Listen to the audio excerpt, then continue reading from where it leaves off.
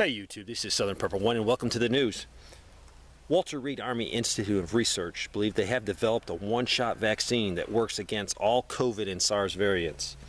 They're using a spike ferritin nanoparticles. They're working with an unnamed industrial partner. This vaccine uses a soccer ball shaped protein with 24 faces, which allows the spikes of multiple coronavirus strains to be attached on different faces of the protein. UK reported over 106,000 new COVID cases in the last 24 hours. Denmark has announced that 90% of the people with Omicron infections are vaccinated people.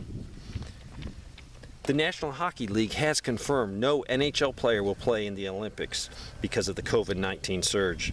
This is devastating for our chances of the U.S. taking the gold, so they're working on putting another team together. The Israeli government was the first to provide a third shot to its citizens.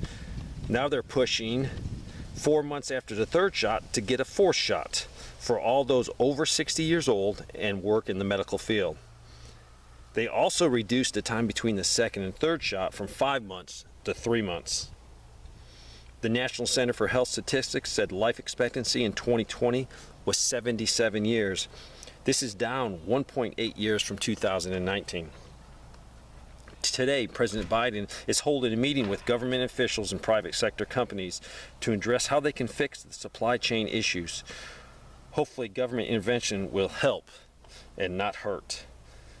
Biden now has the lowest net economic rating of any president through their first term since at least Jimmy Carter in 1977. The Madagascar Minister of the Police had to swim for 12 hours to get to shore.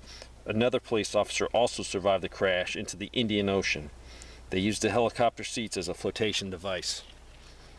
U.S. Secret Service has announced criminals have stolen $100 billion in pandemic relief fund. The money was stolen from the Small Business Administration Paycheck Protection Program and the Economic Injury Disaster Loan Program and another federal program. The government has doled out $3.5 trillion in COVID relief money since 2020. Only $2.3 billion have been recovered. The country of Turkey is still feeling the effects of the inflation. It's still on the rise. And rumors are, to help people out, some of the jobs will get a 50% increase in pay. This will probably lead to more inflation. The basics is this year, basics like sunflower, oil, eggs, and butter have doubled in price. Japan executed 3 men who had committed extremely terrible crimes. All 3 men were hung. Executions in Japan are carried out in secret, and prisoners do not know when they will be executed till the morning of the schedule. At present, Japan has 107 people on death row. Hezbollah has over 2,000 unmanned aerial vehicles. Some of these are advanced drones from Iran. They also are using smaller civilian drones that they're buying from China on the open market that they modify and that they use for intel gathering, and also they're designed to carry bombs and have them drop over their target. Drones will be the future of more armed conflict. Along the border of China and India, massive building projects are underway on both sides, and these are to support large deployments of troops and infrastructure. There is fear that this will continue and there's no going back to the more stable border they had in the years past. They share 2,100 miles of border, and they've had small conflicts because they really don't have a defined border in certain areas. In June of 2020, 20 Indian soldiers were killed in a clash with China over exactly where the border is. U.S. sent 8 Boeing's RC-135 recon aircraft to the border near Ukraine and Russia.